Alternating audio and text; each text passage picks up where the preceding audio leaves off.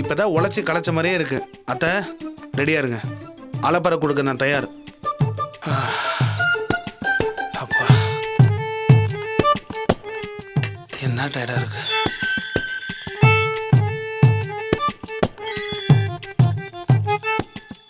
லாவண்யா,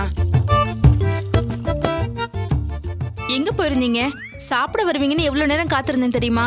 எனக்காக இது வெயிட் பண்ண? பசிச்சா சாப்பிட வேண்டியதுதானே? ஆமா, மணி 4 ஆச்சு. இன்னுமா காத்திருப்பாங்க? நான் அப்பவே சாப்பிட்டேன். கை கழுவிட்டு வாங்க சாப்பிட. அதானே பார்த்தேன். நீ அது புருஷன் வெயிட் பண்றதாவது.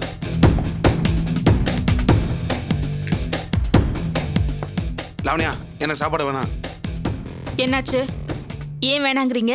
ஏன்னு கேட்டா நான் தான் அப்பயே சொன்னேன், என்னைக்கு சுயமா சம்பாரிச்ச காசு கொண்டு வந்து கொடுக்கணும் அன்னைக்கு தான் இந்த வீட்டில் நான் சாப்பிடுவேன். அது வரைக்கும் கையை கூட நினைக்க மாட்டேன். எனக்கு சூடு சொன்னலாம் இருக்கு. நானும் சோத்துல உப்பு போட்டு தான் திங்கிறேன். இப்ப என்ன சொல்ல வரீங்க? வேலை கிடைக்கிற வரைக்கும் சாப்பிடாம பட்னியா இருக்க போறீங்களா? ஆமா, அத்தை நான் எப்படிலாம் பேசுறேன்னு கேட்டல. வெட்டி பையன், புத்தி இல்லாதவன், காசோட அருமை தெரியாதவன் அப்படின்னு காய்ச்சி மூச்சு கத்துறாங்கல்ல, அதுக்கப்புறம் எப்படி எனக்கு சோறத்துக்கு மனசு வரும்?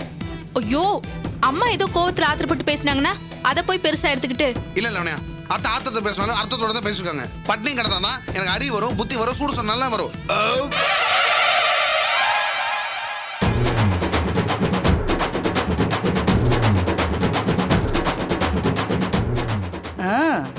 இப்ப சொன்னதெல்லாம் வருதோ இல்லையோ, பெருசா ஏப்பம் மட்டும் வருது. நீர் யானை கொட்டாய் விட்ட மாதிரி எவ்வளோ பெரிய ஏப்பம். ஏண்டி, உன் புருஷன் பசியோட வந்திருப்பாருன்னு இன்னுமா நம்பிக்கிட்டு இருக்க? எங்கேயோ மூக்கு முட்டை தின்னுட்டு அலுங்காம குலுங்காம வந்திருக்காரு. ஏப்பம் எப்படி வருது பாரு.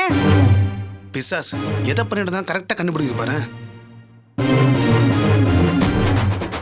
முழிக்கிறத பாரு. வயிறு முட்டை தின்னுட்டு வந்துட்டு பட்னி கிடந்தா அது வரும் இது வரும்னு சவடால் வேற. ஐயோ அத்தை, காலையில ஒரு ரூபாய் கூட சாப்பிடல, கொலை பட்னி. ஆமா, சாப்பிடாமல இவ்வளோ பெரிய ஏப்பம் வரும். அம்மாடியோ, ஏப்ப சத்தம் இந்த வீட்டையே தூக்குதே. ஐயோ அத்தை, நீ நினைக்க மாதிரி ஒண்ணும் இல்ல.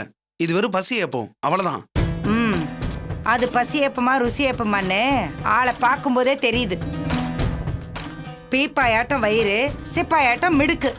இவர் போய் கொலைப்பட்டினின்னு சொன்னா யாராவது நம்புவாங்களா? உன் புருஷ கடப்பாறை முழுகிட்டு வந்திருக்காரு, போய் சுக்கு கஷாயம் வச்சு கொடு, சரிக்குதான்னு பாப்போம். ஐயோ அம்மா, அவர் தான் சாப்பிடலன்னு சொல்றாருல, ஏன் இப்படி எல்லாம் பேசுற?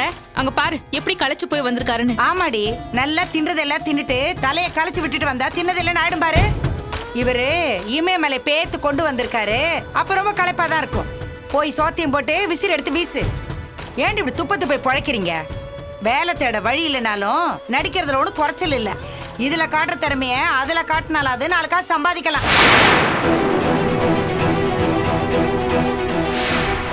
மா, நீ பேசுறது ரொம்ப அநியாயம். வேலை இல்லைங்கிறதுக்காக இவரை பட்டி போட்டு சாகடிக்க சொல்றியா? நீ கொடுத்த டார்ச்சர் தாங்காம தான் காலையில கூட சாப்பிடாம வெளியே போனாரு. இப்ப திரும்பவும் சாப்பிட விடாம பண்ணிட்டு இருக்க. லாவண்யா, கொஞ்சம் பேசாம இருக்கியா? போதுங்க, இவங்க என்ன வேணாலும் பேசுவாங்க, அதை கேட்டுட்டு நான் சும்மா இருக்கணுமா? ப்ளீஸ் லாவண்யா, அத்தை என்னதான் திட்டுறாங்க, அது கூட நல்லது தான் திட்டுறாங்க, அதே நீ தப்பா எடுத்துக்கிற. அதுக்காக பசியோட இருக்கிறவரை பார்த்து நீ வயிறு முட்டை தின்னுட்டு வந்திருக்கேன்னு சொன்னா எப்படிங்க நியாயம்? அத்தை ஏதோ தெரியாம பேசிருக்காங்க, அதெல்லாம் நீ தப்பா எடுத்துக்க லாவண்யா. அத்தை என் மேல கோபப்படுறாங்கன்னா திட்டுறாங்கன்னா அதுலயும் ஒரு நியாயம் இருக்கு. 3 வேளை மூக்கு பிடிக்க திங்கிற யாருக்குமே உழைக்கணும்னு எண்ணமே வராது. பசிக்கணும், பட்னி என்னன்னு தெரிஞ்சுக்கணும். பசிக்கிறப்பதான் ஒருத்தர் காசோட அருமை என்னன்னு நல்லா தெரியும். அப்பா கொடுத்த காசுல எத்தனை நாள் சொகுசா வந்துட்டேன். அதான் பணத்தோட வேலை என்னன்னு எனக்கு தெரியாம போச்சு. இன்னைக்கு காசு இல்லாம பட்னியா வேலைக்காக அலைஞ்சுக்கப்புறம் தான் எனக்கு புத்தியே வந்தது. டே முட்டாள், காசு சம்பாதிக்க அவ்வளோ ஈஸி கிடையாது. உலகத்தில் அதோட முக்கியமானது வேற எதுவுமே கிடையாதுன்னு இப்பதான் அவனை நான் புரிஞ்சுக்கிட்டேன். உயிரை கொடுத்தாவது காசை சம்பாதிக்கணும், அப்பதான் மனசுல ஆரம்பிச்சு நான் இப்ப எல்லாமே மதிக்குங்கன்னு இப்ப பட்டி கணதுக்கு அப்புறம் தான் எனக்கே புரிஞ்சுது. அத்தை ஒரு விதத்துல என்ன நல்லதுதான் பண்ணியிருக்காங்க. அதுக்காக அத்தைக்கு நான் நன்றி தான் சொல்லணும்.